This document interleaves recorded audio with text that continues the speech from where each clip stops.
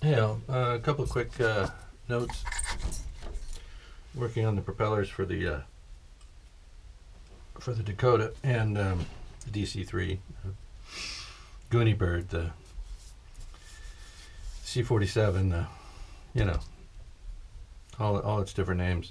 There might even be more. I don't know. So propeller hubs. So what we have is a short length of dowel capped with a little 3/32 balsa disc that we then sand to give the the bullnose effect. Then you need to locate where the prop blades are going to go. So this illustration is usually pretty good. And what you want to do is just set the part up there.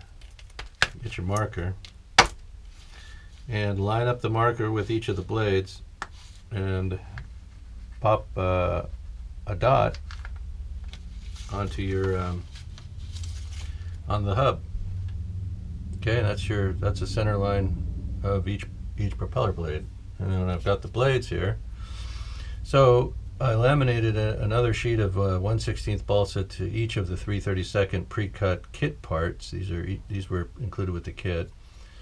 You pay attention to how the blade is cut, and when you look at it, you'll see that the leading edge is more of a general sweep at this point, whereas the trailing edge comes back and then abruptly cuts in and then down to the base of the. You'll see it if you have the kit or whatever. So just make a note that the quick short bend side is the rear of your blade, not the leading edge, but the trailing edge of the blade, which means the back side of the blade must be concave. So you're going to orient the blade such that you have the trailing edge to this side and the leading edge that way. Flip it over and sand in the concave back side of the blade. And I usually just wrap sandpaper, 100 grit around a dowel and just sand it until we get that nice concavity. Right, and then you're going to make sure, with this being the trailing edge, that it's the thinner blade side, and then the leading edge is a little bit thicker. And the part needs to be shaped roughly like a wing. Now this already has a bunch of filler on it. I'm trying to get rid of the wood grain, but you can see that you end up with a blade that's cut properly. And then what you want to do is, when you're going to install this, and then of course I sleeved it with the same aluminum tubing that I used to wrap the solder, and these are solder circle solder just wrapped around the tubing that I'm going to use for the base or for the prop cuff. So with the solder wrapped around this to form the circles, it's going to fit the aluminum tubing when we're done. So these are going to insert into these rings of solder. Also, I'm going to have short pins, just using I don't know, whatever the finest sewing type pin you can get.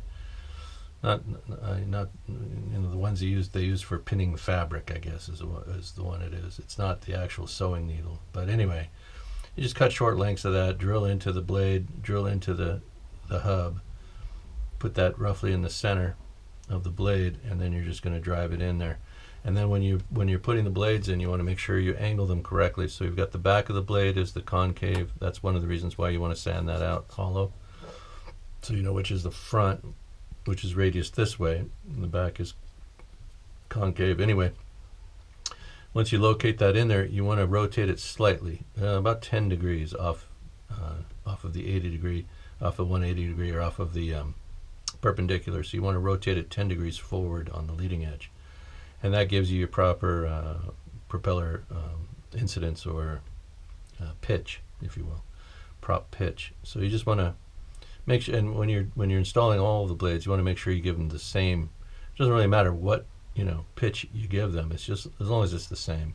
You also want to pay attention to this angle as well. You don't want your blades looking like so, or like thus, or this away. You don't want any of that. So you just have to make sure that each blade is straight and true, that you have just a little bit of incidence or pitch, prop pitch, right, when you install them, and that's how you do props. pretty much, or at least that's how I do. That's how I do props, more or less. Okay, so we've got 6 blades. I've already got one application of the filler on them. We've got to get rid of that wood grain. I want them to look like, you know, cast aluminum or duralumin or whatever, whatever material it was. And then these are the motors. I've got the shafts through them. They go all the way through. Some better than others. I could have gotten these holes drilled through a little straighter, but it was a long reach from nose to tail on these motors. So there was a little bit of inclination on the shafts. So I might just fix the propeller. Just, you know, this might be the least, or rather, this might be the most static build I've ever made with non-turning props, non-retracting landing gear, non-retracting flaps, just static. You know, where nothing really moves on it, which is fine. You know, they're just for display. But well, I'm still working that out. They might yet be able to move if I can manipulate the angles, you know, just adequately so they don't look, you know, wonky in the fixed position. Normally, most people don't. You know, you make propellers that rotate. I mean, you're never gonna, you know, fiddle with that. The reason I do it is to keep them from breaking if somebody does, you know, if the airplane is touched or somebody picks it up out of curiosity. Hey, do these turn? You know, and that's usually the first thing people do is try to spin a propeller if they're looking at, you know, a scale model or a scale representation of an airplane. They want to spin the prop. So that's one of the reasons why I make that happen. And then for the wheels retracting and all that, that's all superfluous. That's just a challenge for me to see, you know, can I model that in? And in this case, we had some pitfalls with the airplane. You know, the lighting didn't come off. I sliced through the wire on one of the landing lights, and in so doing, when I sliced it, it actually tugged the wire, and since it was on the same connection as the green nav light, it also pulled the green nav light apart. So pulled it right out of the wingtip, and I'm not going to open the wing up and try to get back in there and then have to seal it all back up again. We're just going to go with what we got. You know, we got a red nav light, we've got the left landing light working, we've got a tail light, and we've got a flashing beacon. You know, 4 out of 7, because the cabin light doesn't appear to be working either. Now, I don't know. Like I said, it was an effort. You know, we're trying to do stuff. I'm going to put everything on the channel, whether we win or lose, or whether we have, you know, total success or partial success. You know, the premise was right, the plan was good. It was the execution. I just got a little too jumpy with the knife, I guess, when I was cutting out the landing lights.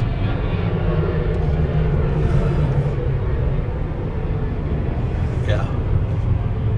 So there's that, and you know, we'll look at it when we get closer to completion. I'll show you how the lighting, how it looks, and so forth. But you know, it's taken me a minute to get over that. I really wanted that to work out. You know, the lighting thing, that was the whole focus of the project. But as I said, it wasn't Evan Designs, the lighting kit manufacturer. It wasn't on them. It was something I did. So I'll try it again. You know, we'll just have to be more careful next time. Maybe the Corsair will light up. I don't know.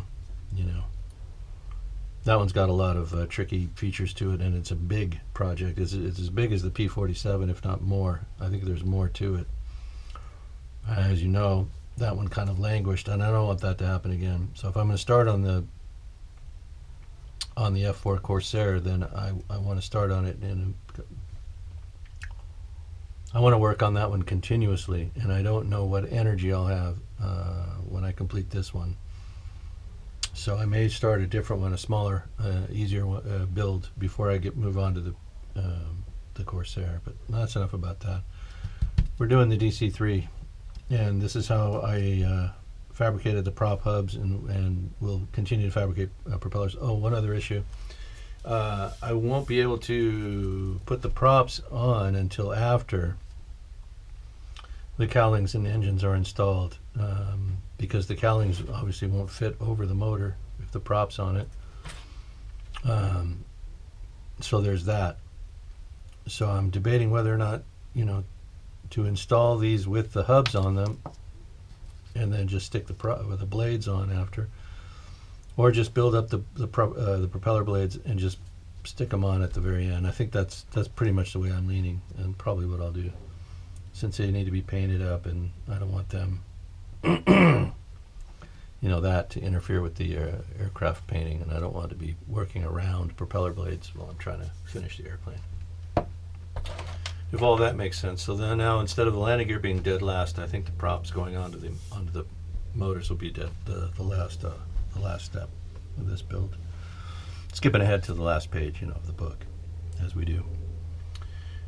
Okay, what else? Oh, someone was asking me, how big were these hubs and why aren't you using them?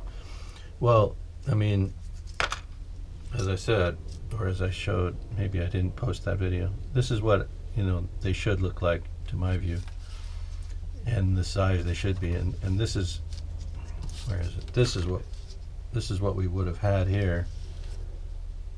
And I mean, you can tell.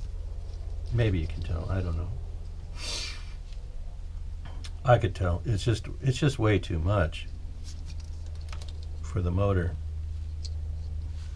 to have this much prop hub on. I mean, the hub and assembly would have been as half the size of the motor, and then those little blades coming off of this. Let's see what that looked like. So I mean, that's not so bad. But these hubs are they're just too darn big, by half. So I'm not going to use those. And I could be wrong. Maybe it's something with my perspective, but it just looks too big for this airplane model. And they're definitely too big for the motor. I mean, they dwarf the crankcase housing, which on these motors isn't very large, and maybe that's not to scale. But this is what we're going with, because this fits in here just about perfectly. And then if we add these giant hubs, and again, they pretty much take over the entire face of the motor. Whereas, I think with this, if I can get that to stand up, no, I can't get it to stand up. Anyway, oh yeah, because I have that on there. But that's, to me, that's much more in line with what we should be seeing. Your opinion may be different, but that's okay. Perspectives, opinions, and point of view and all that stuff being what it is. There's no guarantee it'll ever match up one person to another, so here we are. Right, that's our video for now. Lots of things to do today outside of the project, real world stuff happening. So I probably won't be able to do much more on this for a couple of days. But there we are. There she is. Hope everyone's having a great day.